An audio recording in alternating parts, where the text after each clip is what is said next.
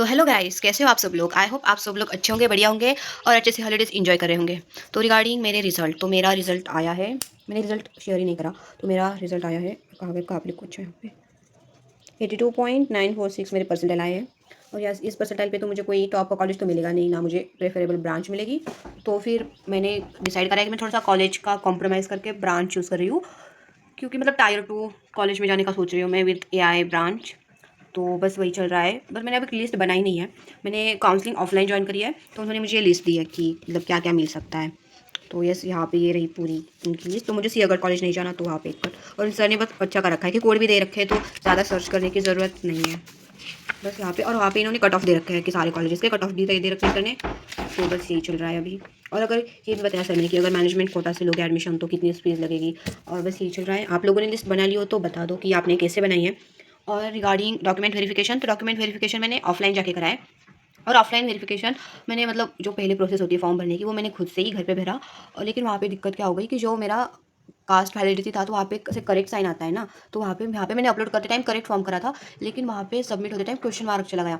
तो फिर वहाँ पे जाने के बाद मुझे फिर से वो वेरिफिकेशन से पहले फिर से एप्लीकेशन में ओपन करना पड़ा। और वो जो मैडम थी वहाँ पे इतनी स्लो स्लो टाइपिंग कर रही थी कि मुझे लग रहा था कि अरे बहन जी मुझे ही दे दो, मैं ही टाइप कर देती हूँ पूरा।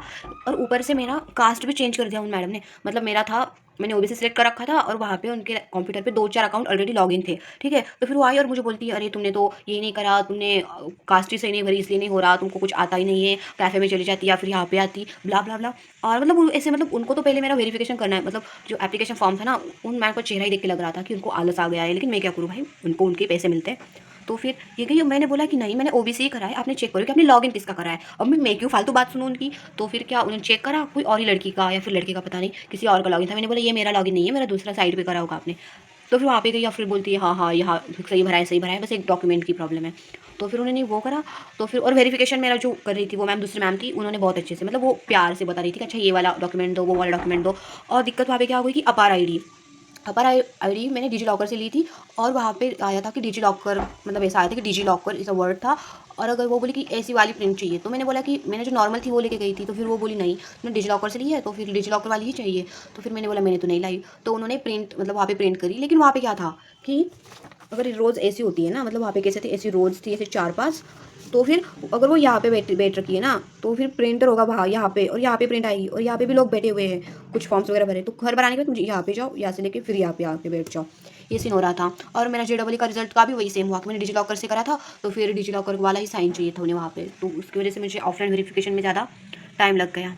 और वैसे आप लोगों ने कहाँ से करा है, ऑनलाइन वेरिफिकेशन करा है या फिर ऑफलाइन। मेरा तो हो गया ऑफलाइन वेरिफिकेशन। और आप लोगों ने कॉलेज लिस्ट बना ली हो तो बता देना कि कैसे बनेगी, क्योंकि मैं कंफ्यूज हूँ। क्योंकि इफ़ सपोज कि ये देखो यहाँ पे कहाँ पे है, हाँ GH रायसोनी कॉलेजेस है।